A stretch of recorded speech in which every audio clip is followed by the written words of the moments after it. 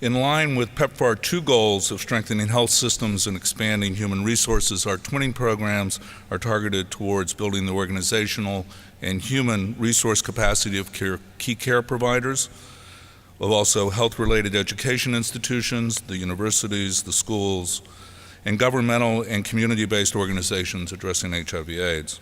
Secondly, developing human resources for health by rapidly expanding pre-service, in-service, and clinical education programs to increase the pool of trained providers, managers, and allied health staff necessary to deliver quality HIV/AIDS care and other priority health services to patients and their families. Twinning partnerships, third, are also focusing on strengthening the health and social services professions on a national and regional level by building the capacity of professional associations, accreditation and licensure bodies, and other supportive systems.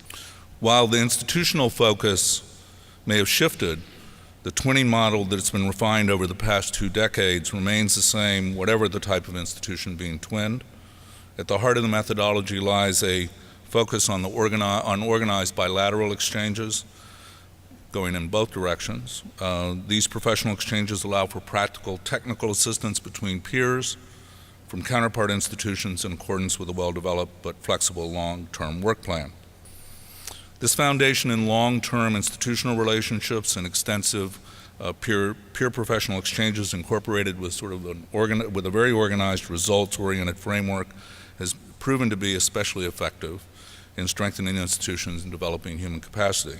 Volunteerism has been key, in our opinion, to our success for a couple of important reasons. First, it's very cost-effective. It leverages significant private sector resources at a time as we're now in and entering into even further when public budgets are increasingly constrained. Secondly, it enables American citizens and their communities and some of our nation's best health-related institutions to make a real contribution to global health objectives. And third, and most important, we find a high degree of volunteerism consistent with and conducive to the program's basic values of professional solidarity and collaboration. The proof of the value of the twinning methodology lies in the results, of course, that the twinning institutions are achieving, and you're going to hear a lot about those results from individual partnerships, but collectively, at least in this one overarching indicator, the number of health professionals being trained by twinning-supported education programs under the center, now more than 22,000 health and allied professionals having been trained since 2005, and perhaps more importantly, the capacity being developed in each of the countries to take that number moving forward after we're long gone.